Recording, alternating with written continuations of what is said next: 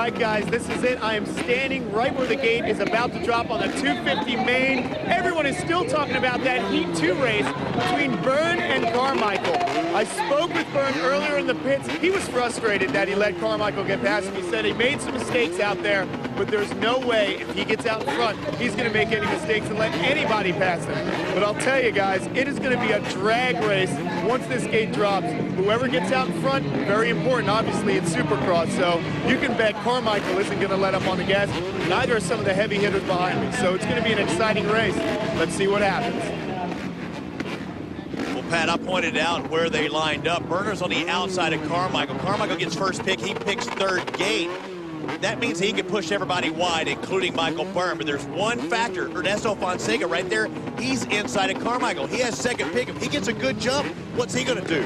He's going to turn right. Yeah. He's going to shut him down, and he's going to try and win this thing. So Fonseca, even though, you know, he finished third on night number 1, he still has a chance at this championship. And Robbie, you talked about this guy, team leader for AmSoil Chaparral Honda, Mike LaRocco, not a great starter, but the winner back in 2002. And Kevin Windham has that hernia, is going to be going in for surgery following the US Open. Yeah, just another day away. He postponed it. He did the testing out at the Honda test track. He said, man, if they didn't get my bike back and prepped, I wouldn't be racing here this week. But he says, I've managed all year long. I can manage one more race, but it all comes down to the start. 25 laps, main event, 250 class here in Vegas. And there it is, jumping on board with Kevin Windham on board. But you can see right there, Carmichael out front. The one sight no one on the field wanted to see is Carmichael with a hole shot. Nasty. The question is, can Kevin Windham stay up with Carmichael at this point? Carmichael, it is safe to say, has this course dialed at this point. And also, I see Michael Byrne back in 5. Carmichael might be dialed. He needs, well, a straight line right there, Pat. They worked on the bike between the heat races, or he said it. He said he backed it down a little bit. I think it was tracking straight. That's something Byrne, Windham, Fonseca, they really don't want to see Ricky out in front with fresh track. Fonseca holding on to the third place position. Windham in second. Michael Byrne in fourth place for the moment. LaRocco followed by Tate in sixth. So Byrne's got by LaRocco. Now he still has 3 more guys, but he's going to win this overall because you culminate the first night of competition and today, who has the most points will be our champion. Right now, Kevin Windham not too far behind Ricky Carmichael, but it was Carmichael with a hole shot. You see Windham going to the inside, but too far behind. That was the old Carmichael line we saw earlier. 24 laps to go. Something we usually don't think about, just the stamina. Your heart rate, it gets up to 200 beats per minute. Not if you're Ricky Carmichael. No. Yeah, he has the trainer, you know, Al Baker and Jeff Spencer, trainers of the stars. They work with these athletes. They're probably cruising around, you know, 90, 100. I would be 250. That's what type of shape. They say it's the most physically active sport there is next to soccer, but I've never been injured and said, hey, take me out of the game, coach. If you're in motocross, you're racing the entire time. And right now we're seeing Michael Byrne closing in on the Costa Rican Ernesto Fonseca. Fonseca still in the top 3 right there. Hoffmaster way back in 8th. And we saw earlier Hoffmaster just able to make up that ground, but with the leaders that we're talking about, the strength of this pack, different crew of riders, Pat. Different crew of riders. The 26 really the key player right now. Michael Byrne just behind him, the number 5 of Michael LaRocco, and you see the 27 of Nick Way, the Unbound Energy Honda, closing in as well. Way finished second here last year, but not doing as well this year. Byrne going to the inside, and now he gets by Fonseca, already up into third, Pat. Michael Byrne moves into third place, 22 laps to go. When we talk about riders willing to take chances, Carmichael's in that mental mindset. There's like nothing can stop him. And you've worked with David Bailey before. He goes on record talking about Carmichael. Yeah, he's the best. Who is willing to challenge him? He says maybe only Bubba Stewart. Yeah. David said there were like 5 Carmichaels back when I was racing. I don't know if that was good. There might have been 3 or 4, but I don't know if anybody's quite like Ricky. But it seemed like there were more guys up in the front that were willing to take chances and commit physically and train like it. I think David's right in that sense, but I've seriously never seen anything like Ricky, though. But look at this race, even back in 5th and 6th. It looks like LaRocco got stuffed a moment ago, and now he does the stuffing, or does he? Not able to get through that time, but just the sheer stamina of this course now on lap 21, 25 laps. They need to maintain about a 45-second lap on this course. Going to the inside. He has little Rocco all into his back tire. I mean, they've been banging bars this entire lap. Now he sets up on the inside. Look at that. Takes it over, Pat. Number 5 moving up. Morocco just jamming through the whoops. I got to call his last race victory, Indianapolis Supercross, 2 years ago, and he got a great start. He doesn't get it here, and there goes right Wade. there. Now, remember the 125 highlights when we saw Laninovich stick a wheel in? He caught in the back tire. Wade was smarter, and also you saw he didn't lose much ground. He says, I will live to fight another day. Now getting by is still going to be another story, but you can see, not too far behind. So Morocco in front of Wade as we get down to 20 laps. As they enter the dark side outside of the arena here at the MGM Grand. Nick Wade, I talked about it earlier, how he was a factory rider, lost that ride.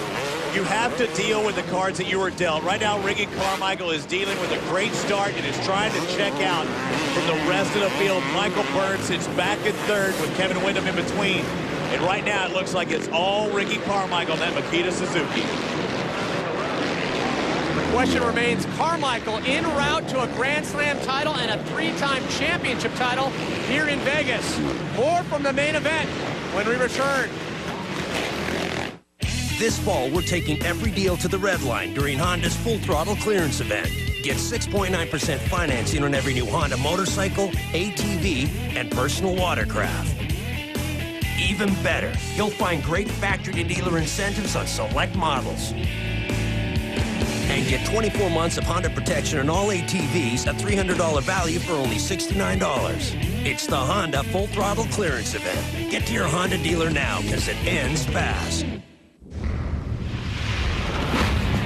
Of Supercross and Ricky Carmichael attempting an unprecedented Grand Slam title, and you see right there Nick Wade going down, getting caught up with the bars. Ernesto Fonseca, Nick Wade both go down. Fonseca still had a good shot at a podium, and right now Nick Wade's bike is on top of it. He's saying, I just got to wait now. And this is what we talk about when guys start to lap each other, which Carmichael is going to have to start dealing with here in a moment as he starts to go around. You can see him going by the pile up there. I said weird things happen. Yeah. I mean, Carmichael just missed a close call just a moment ago. A rider falling just in front of him. There you see two riders clash that are two of the top in the business. I mean, crazy stuff happens. Now you see Tommy Hoffmaster just in front and Nick Wade, who's about to be a lap down.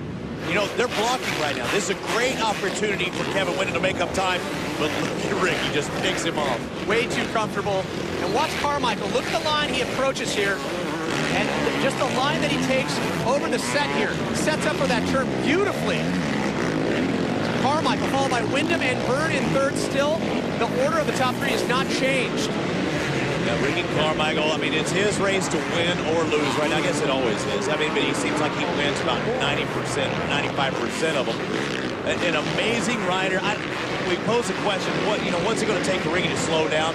I don't know. I mean, he's a married man now. Maybe he and Ursula have a child. Maybe that's what everyone's looking forward to.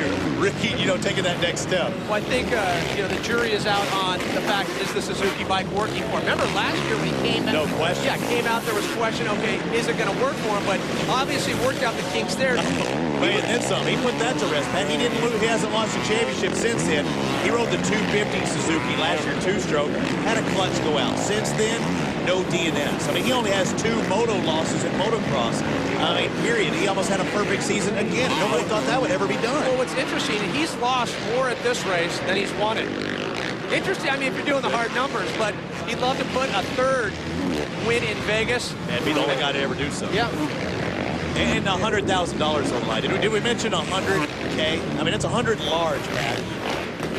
At this point, I mean, Carmichael looks unstoppable. It's going to be such a banner year for him. We were talking earlier about riders willing to take chances. You brought up Bubba Stewart's name.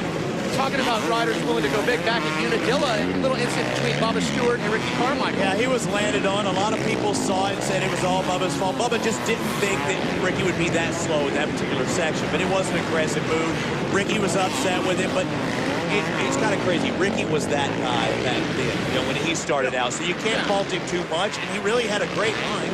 He was just actually faster than Carmichael in that one particular section, but it almost cost both of them, and it actually did cost Stewart. You're seeing the battle now for right second there. and third, as it looks like Berner is closing in a little bit, but he still has to get by Carmichael if he's going to win the championship. Berner in great position for second overall, because second in day one and then a third in day two. Looks like it's going to give him enough points for that, but he wants to win bad. You talk about Mike, the debut of the Cali four-stroke, looking pretty darn good in his debut. Byrne looking very comfortable on the Kawasaki. You saw how he just powered through the whoop section. Yeah, I mean, this is the much-anticipated debut. A lot of people are waiting for James Stewart, and we want to remind everybody, Stewart was ready to race the US Open and signed up. We had him at the press conference. He actually rode at the press conference, but when he woke up yesterday, he was fine. And then all of a sudden, during the day, he started, having this stomach ailment, vomiting, something you don't want to have happen while you're out there on the course. Went to the hospital. The doctors still don't know what it is. All they know is he's hurting and he's physically unable to perform. He tried racing today. He had the green light. He just did not do it. Yeah, it's unfortunate because we did want to see that matchup with Bubba and Ricky Carmichael. You see Carmichael out front, followed by Wyndham and Byrne. And, Carmichael's been such a shot of adrenaline to Team Suzuki. You think back to the days of Mark Burnett, the bomber for Suzuki back in 1981, grabbed the AMA Supercross Championship. There's been comparisons made there. Carmichael's done a lot for Suzuki, for sure. There's been several years in between that. I mean, when you think of, the fast Suzuki rider, Mark Burnett, I mean, that's two eras gone by. Sorry about that, Mark. But Ricky Carmichael, I mean, he is at the forefront now. I guarantee he sold a lot of yellow bikes this year. And just to think, he left Honda to go to Suzuki, something that just never happens. I said that last year. I still stick by it. I can only think of Jeremy McGrath that has left Team Red to go to another team on his own terms. But man, he's talking about working. The question is, are you seeing the pacing out of Wyndham right now to pose any challenge? I mean, Carmichael is so far out the front. You want to see a guy ride smooth? I mean, you got the picture. Kevin can ride so smooth, and he'll collect a nice paycheck. But right now, he's settling for second. If Carmichael wants to crash or have a problem in front of him, then that's how the race is going to come to him. But right now, it looks like Wyndham is riding as fast as he can within reason. I mean, he's fast. I mean, he's still going fast out there, faster than everybody out there but Carmichael. But Ricky's just a whole other level right now. Wyndham's been riding motocross since he was 4 years old. And, grabbed a second place back in 2000 and a third place finish in the US Open Supercross in 2001. And there's Byrne. Still looking for that, the victory. Yeah, and it's his first U.S. Open of Supercross. He'll finish in second place if he stays where he's at, putting a lap on Nick Way. You got to be happy for him. I mean, Australia came to America with a dream, and he's starting to realize that. Now he has the equipment, too, and he's showing you that bike is fast. You got to like Berner's determination. He stuck with it in the heat races. I'm telling you, practicing with James Stewart, when James is out there on the West Coast, that has to help him. Being around talent in any sport, definitely has a... Ivan Tedesco is going to be teammates with Ricky Carmichael. Ivan Tedesco is another guy that, even though he's the 125 West Coast champion, he's a dark horse for the 250, top three. The guy's fast indoors. He's not with us here today, but watch out for Tedesco because he's just making the bike switch from Kawasaki to Suzuki, and you got to give him a little time to work in the equipment.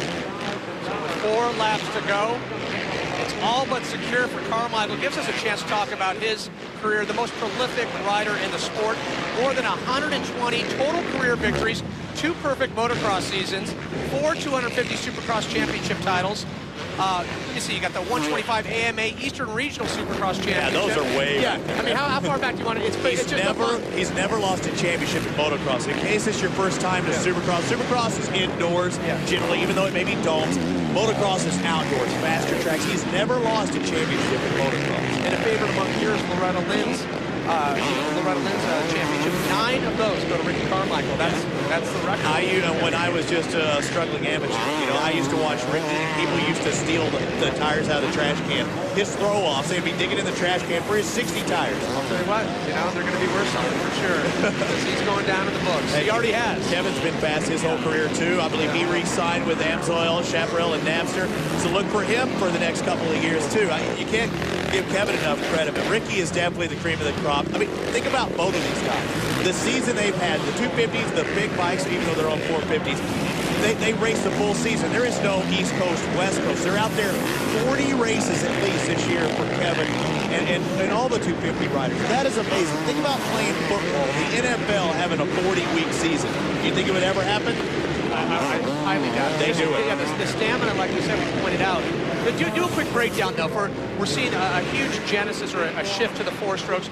Those new to Supercross, breakdown from what the 2 strokes going to the 4 strokes. Well, like Werner and Ricky, they're on 4 strokes. I mean, the front runners are on 4 strokes now, and that's where you're seeing the wave. We haven't had any commitment to what the guys will be racing for 06, but we are seeing that move to 4 strokes because the 4 strokes, real torquey, a ton of horsepower, very tractable, but they have a big drawback, and that is they weigh a little more.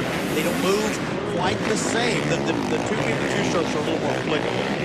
So back to the race and 1 lap to go. Ricky Carmichael, the unprecedented Grand Slam title, and the arm is already in the air. It is all but a done deal for Ricky Carmichael. Oh, look at that. Yeah. They're casing that jump, a lot of guys. He's pulling up one-handers, you know, Oakley tear off, doing something out there. Can you believe this guy? I mean, he's had, I guarantee you, he's smiling. I mean, Goose, his mechanic, Mike Gosler, I guarantee he's smiling.